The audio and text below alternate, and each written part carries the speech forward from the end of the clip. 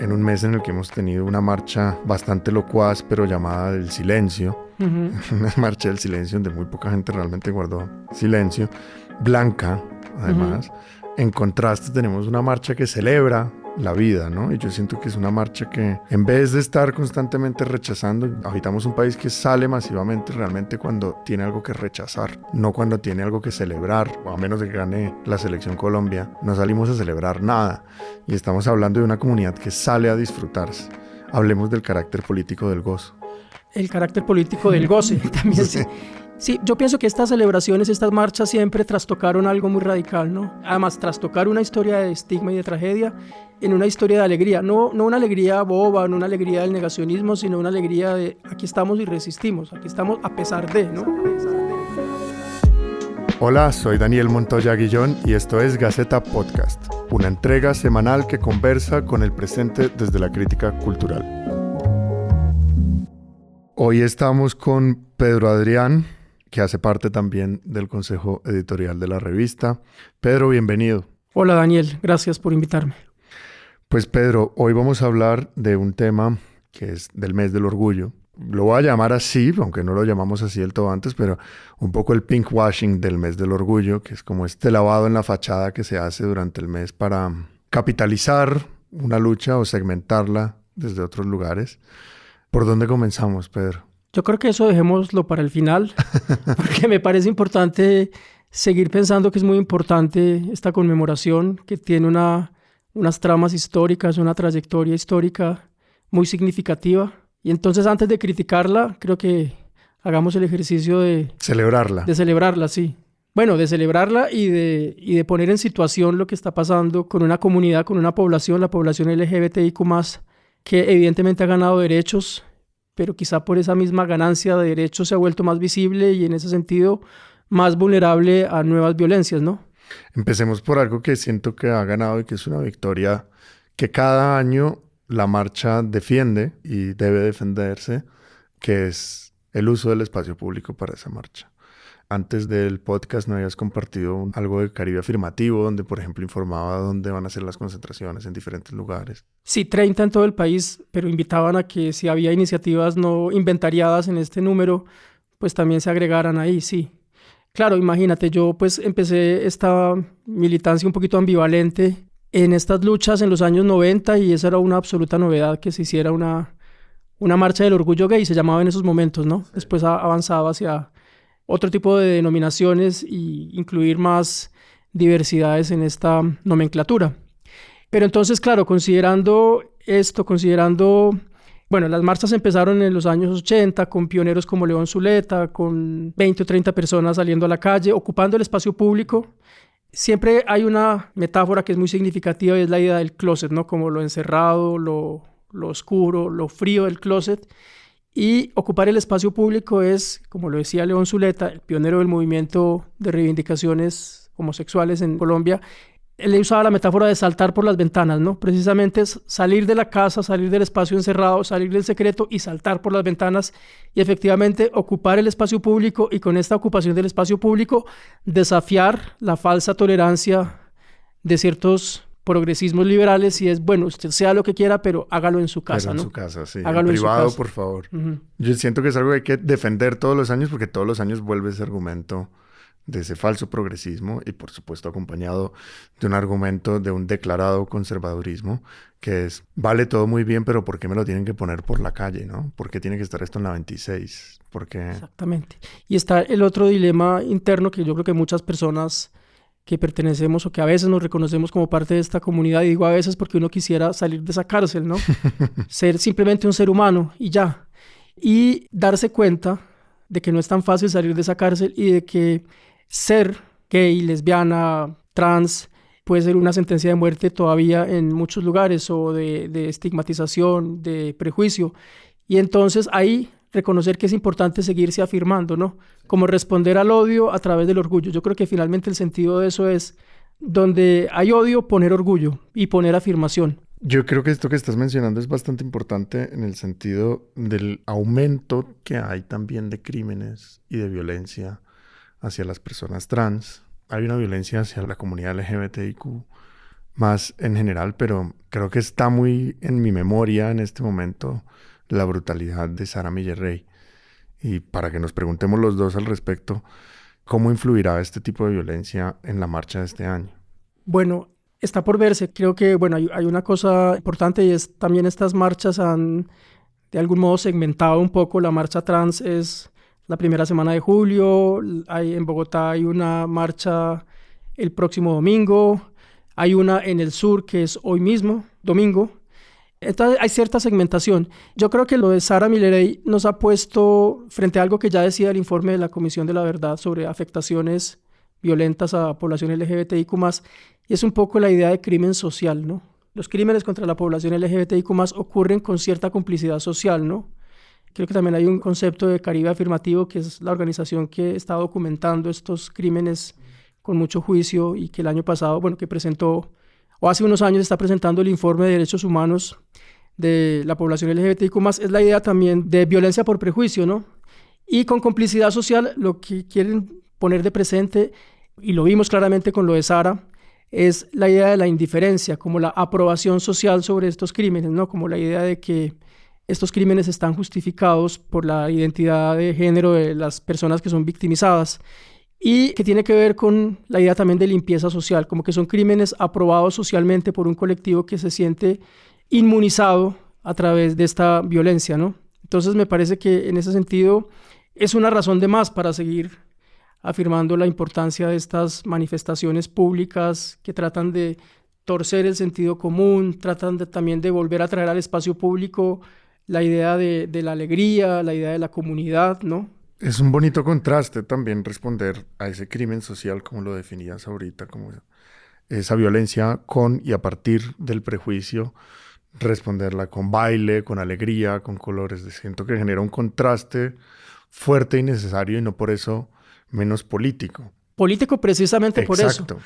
Yo creo que finalmente, bueno, en estos días que hemos discutido tanto y que ha habido como un consenso social a favor del silencio, de la oración, de lo conventual. De las velas. Como si ese fuera el camino para una especie de contrición colectiva, afirmar otras formas de resistencia y otras formas de oponerse a la violencia a través de eso, del ruido, de la alegría, de la fiesta.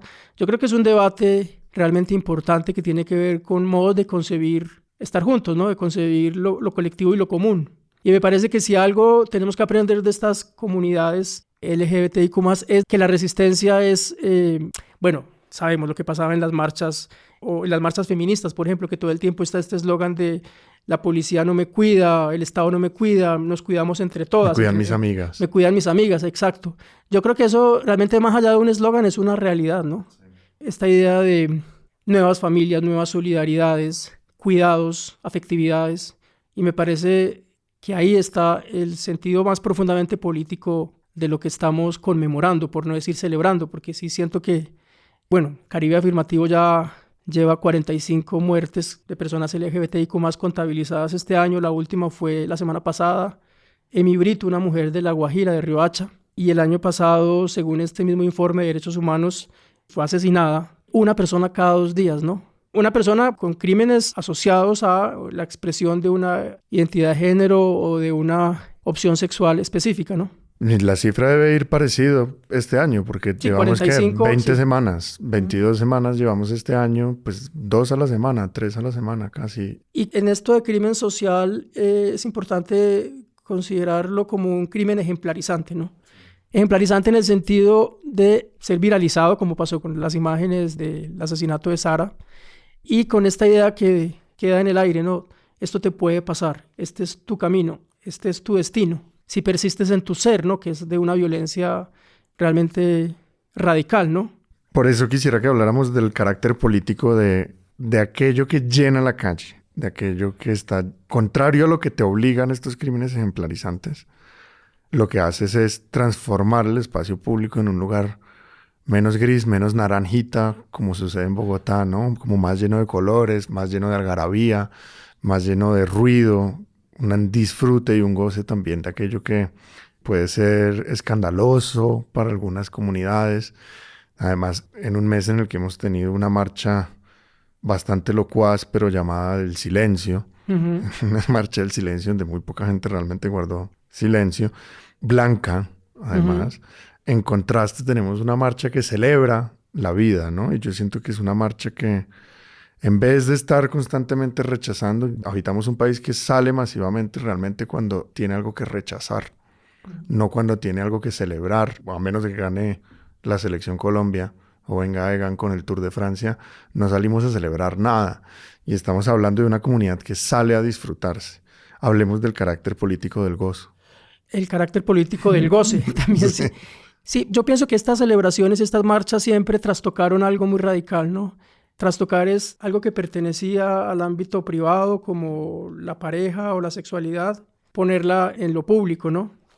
En ese sentido, insisto, ese es el carácter político principal. Además, trastocar una historia de estigma y de tragedia en una historia de alegría. No una alegría boba, no una alegría del negacionismo, sino una alegría de aquí estamos y resistimos, aquí estamos a pesar de, ¿no?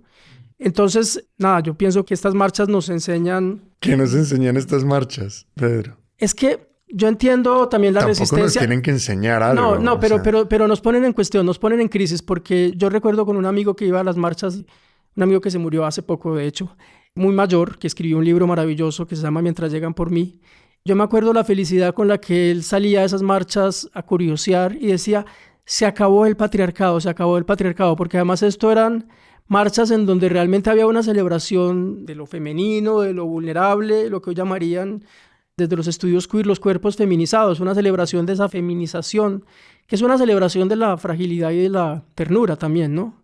Claro, por supuesto, también está unas imágenes muy conocidas de las marchas LGBTIQ+, cuando eran dominadas por el orgullo gay, eran estos cuerpos hipermasculinizados, este performance de masculinidad, eso también existe, pero al mismo tiempo ahí en esa hipermasculinización hay un cierto carácter irónico y performativo, y también hay un trastocamiento de la masculinidad, porque es una masculinidad histriónica de algún modo. Entonces todo eso me parece fantástico, porque es también poner en crisis, por un lado, la identidad, por otro lado, la familia, por otro lado, la propiedad. También esta manera en que en las marchas aparece disuelta la idea de pareja, ¿no? Y se abraza lo poliamoroso, la multitud finalmente, ¿no? Yo pienso que realmente son marchas muy desafiantes en términos de las epistemologías con las que nos hemos relacionado, los sistemas de creencias a los que le hemos entregado nuestra vida, y ponen en crisis todo, no desde el miedo, cuando se habla de crisis casi que inmediatamente se habla de temor, sino también desde una alegría. Qué felicidad que todo esté cambiando y qué felicidad que todo se esté trastocando. En un país tan atravesado como el miedo como Colombia, me parece que esto es también un horizonte político completamente nuevo, ¿no? A mí me encanta esto que estás diciendo y creo que es al mismo tiempo uno de los peligros que tiene la marcha del orgullo. Tú mismo lo comentabas ahorita, que tiene que ver con la segmentación y con la manera en la que se diluye. Y recordaba, mientras te escuchaba, una entrevista que hicimos a Camila Sosa, la escritora argentina, durante el Hey Festival en enero, y que hablábamos de la construcción también de identidad, ¿no? Una marcha que parte de su revolución es precisamente todas las líneas que coge y empieza a difuminar. Y creo que en eso hay algo verdaderamente, digamos, progresista, por llamarlo de alguna manera. Al mismo tiempo, dentro de ella se han ido creando diferentes segmentos que llamamos también identidades, o cajones sobre los cuales la gente se logra denominar o no, como si fuese algo totalmente inamovible. ¿Es ese uno de los peligros de la marcha también? ¿Es ese uno de los peligros del movimiento? Indudablemente. Creo que el capital o el mercado es bastante hábil para convertir estos deseos de diferenciarse, de individualizarse, en oportunidades, en nichos, en barreras, pero sobre todo en oportunidades para vender cosas y para ofrecerte, digamos, ponerte en una casilla de consumo, ¿no? Hay dos cosas ahí que obviamente me molestan de eso. Pues por un lado es que la mayoría o muchas de estas identidades vienen de afuera también. Pienso que, por supuesto, estas luchas las hemos apropiado de Estados Unidos, de los mitos fundacionales, surge de ahí, del movimiento por los derechos civiles en Estados Unidos, de Stonewall, bueno, todo eso. Y como le pasó a Pedro Lemebel, el escritor chileno, cuando fue a Estados Unidos y estuvo en una marcha del orgullo y fue a Stonewall y vio que era una marcha blanca, hipermasculinizada, y dijo, esta no es mi lucha. Y proclamar esa necesidad también de platanizar estas marchas, ¿no? De volverlas nuestras, de hacerlas sudacas, ¿no? De establecer nuestras propias categorías, ¿no? Por ejemplo, hay un investigador de estas disidencias de sexo y género en Antioquia, que es Guillermo Correa, que habla de la loca, ¿no? La loca es un producto cultural latinoamericano. Ya, y ahí me arrepiento ya de la palabra producto, pero la idea de la loca, ¿no? Como una categoría nuestra que nace de unos contextos sociales específicos, de las locas que resistieron, que son hoy muchas de ellas mayores y que resistieron las peores épocas de violencia en Colombia y que negociaron y que fueron estratégicas y que lo más importante de todo es que nunca renunciaron a su ser, ¿no? Persistieron en su diferencia, persistieron en su deseo y eso les significó violencias, eso les significó vulnerabilidad, pero nunca renunciaron a ello.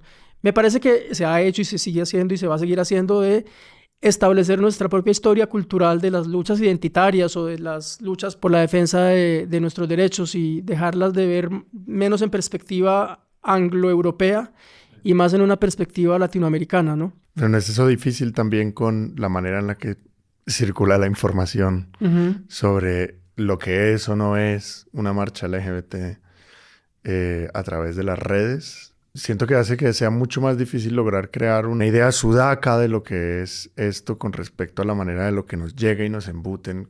Y hablo de nuevo de lo que significan esas identidades. Es como una manera de ser gay. Entonces luego se segmenta ser gay en otras 19 maneras de ser gay que vienen dadas también desde esos contextos anglosajones, europeos.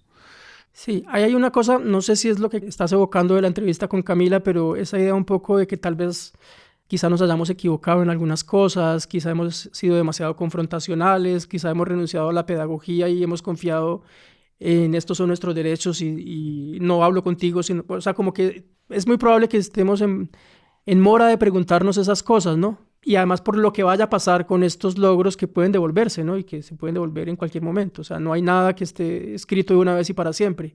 Hoy tenemos un patrimonio legislativo, no un acervo de leyes que nos protegen, pero pues perfectamente las podemos dejar de tener. Entonces en esa medida nos volvemos muy vulnerables y muy instrumentalizables por la política con mayúscula, ¿no? Tenemos nuestras políticas de la amistad, nuestras políticas de la afectividad, del encuentro, pero resulta que también estamos en manos de la política en un sentido más grande, ¿no? Lo que hemos venido viendo en estos últimos años es que lo que pasó en el Mundial en Oriente Medio hace como que de repente nos vemos instrumentalizados en unas luchas geopolíticas, en una batalla cultural. Realmente, en mi caso, a mí no me interesa, ¿no? No me interesa que mis derechos estén asociados a las economías de mercado, ¿no?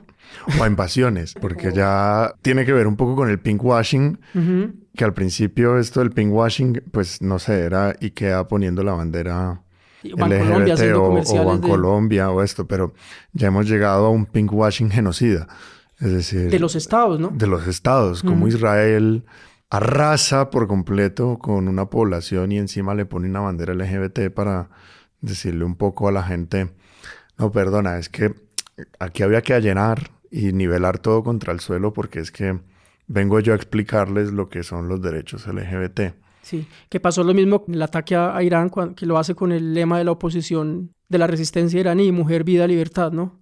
Una instrumentalización completa de los derechos de ciertas poblaciones, mujeres, población LGBTIQ+, en unos idearios políticos con los que evidentemente es imposible hoy reconocerse, ¿no? Porque antes que LGBTIQ+, pues soy ser humano y no un Estado que está cometiendo a la vista de todos un genocidio no nos puede venir a hablar de derechos específicos para una población, así yo haga parte de esa población. Y ahí vuelvo a Camila porque creo que decía cosas realmente bellas en esa entrevista y lo voy a unir entre lo íntimo y lo violento que es ese Estado o esa invasión del Estado. Y ella, hay un momento en el que se preguntaba ¿por qué allanarías de tal manera el camino para conocer al otro? Si el otro antes era un abismo. Yo me acercaba a ti sin saber absolutamente nada de ti.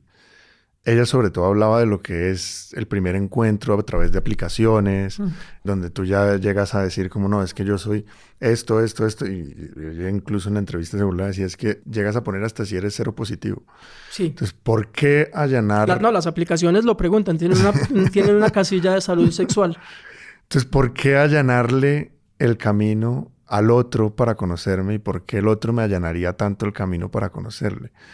A ver, hay una cosa con las aplicaciones que yo hace tiempo usé, ya no, no estamos hablando suficiente, bueno, estos informes de Caribe Afirmativo nos están hablando mucho de violencias concretas, ¿no? Muerte, violencia física, pero hay unas violencias simbólicas y que circulan, por ejemplo, en estas aplicaciones, ¿no?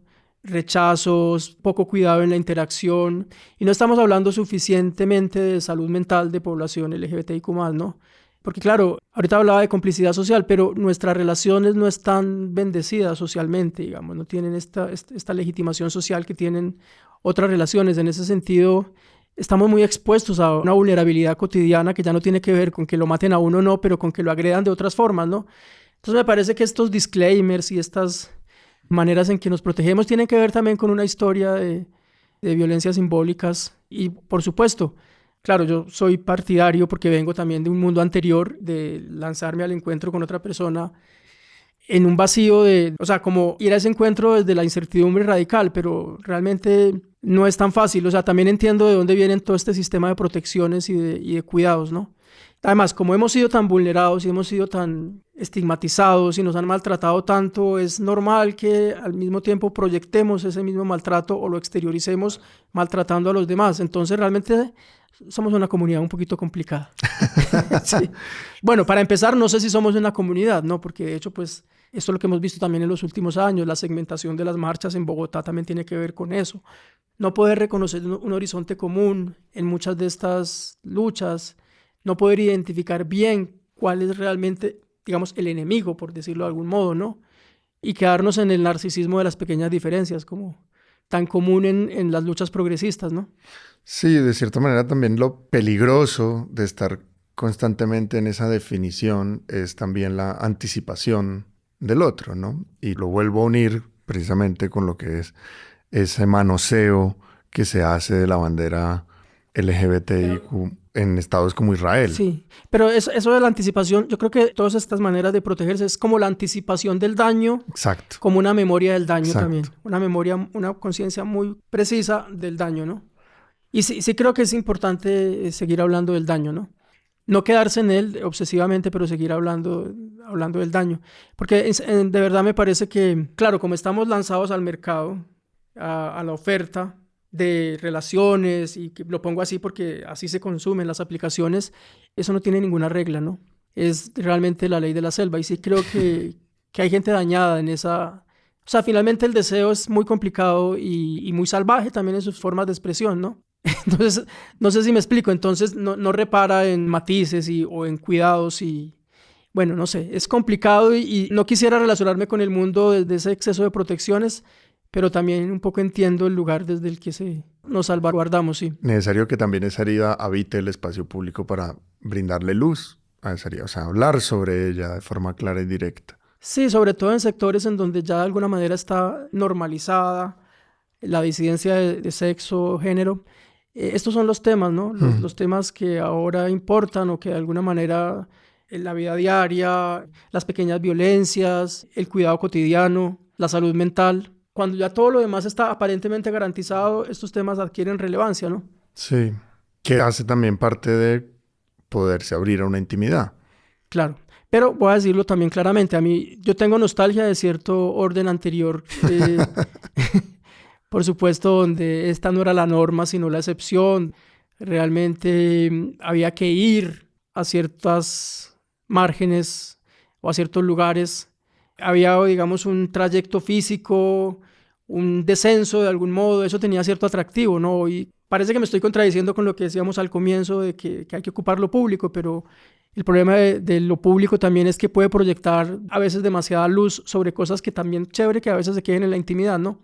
Siempre que uno lo elija, ¿no? Claro. Siempre que uno lo elija. Para ir cerrando, Pedro, ¿cómo esperas vivir las marchas que empiezan hoy domingo y terminan de este domingo en 15, en 20? No sé por qué pensé que me ibas a preguntar cómo esperas vivir los años que te quedan.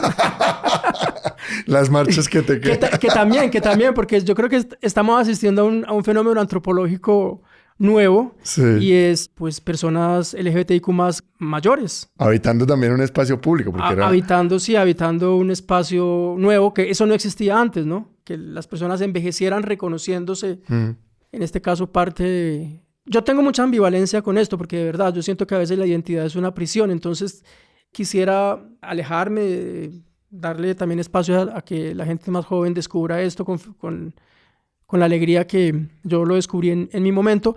Pero insisto, cada que me entero, cada que me llega una noticia, cada que sé que todavía existen esas violencias específicas, violencias por prejuicio, siento que hay que volver. O sea, que hay que volver a decir yo soy marica, hay que volver a afirmar eso con todas las letras y con todo el significado que eso conlleva. O sea, que no es simplemente un disfraz que yo me quito, me pongo, así tan alegremente, sino que cuando yo lo olvido, siempre hay alguien que me lo va a recordar. Y me lo va a recordar de la peor manera, ¿no? Por eso es mejor nombrarlo. Claro. Pedro, muchísimas gracias. No, a ti. Gracias por quedarte hasta el final. Yo soy Heidi Correa. Y yo, Giancarlo Vega. Somos los productores de Gaceta Sonora. Encuentra más voces, textos y episodios en gaceta.co. Síguenos en redes sociales como @Gaceta Revista. Hasta la próxima.